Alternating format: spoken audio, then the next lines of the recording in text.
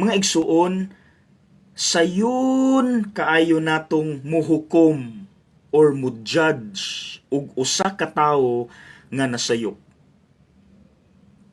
Tinuod, aminin. Murabag gusto natong ipabati anang tawhana nga nasayop nga limpyo nagyud ta kaayo ug siya nga nasayop hugaw nagyud kaayo. Kung ato bitaw ng buhaton, wala tay kalainan sa mga Pariseyo diri sa ebanghelyo karong adlaw. Ingon sila,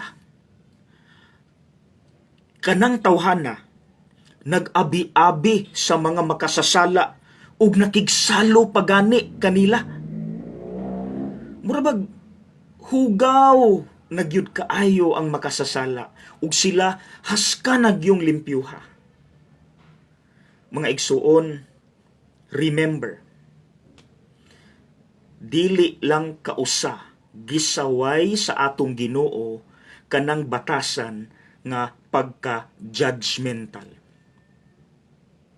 Consistent nga gisaway pila kahigayon sa atong Ginoo kanang batasan nga pagka-judgmental.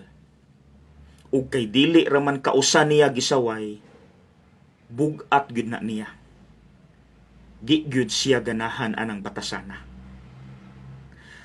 Mga igsuon, nganong allergic mangyud ang atong Ginoo anang batasan nga judgmental?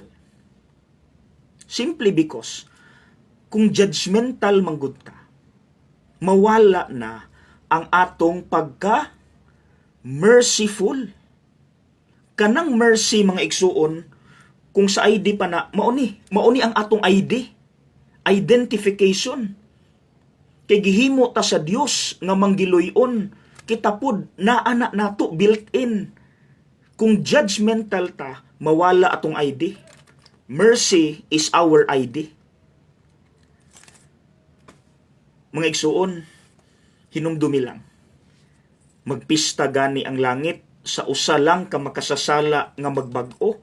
Kita na hinuon din his kalibutan, kusog kaayo manghusga og tawo nga nasayop. Maunay nabutang sa ebanghelyo karon.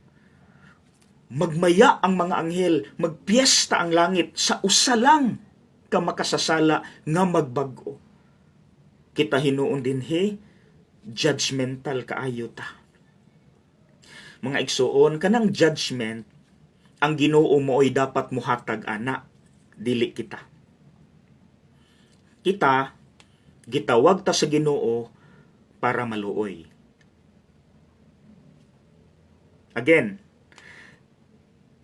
kanang judgment, ang Ginoo mo'y muhatag ana, dili kita. Ang atoa, gitawag ta sa Ginoo aron maluoy. Mercy is our ID. Okay? God bless!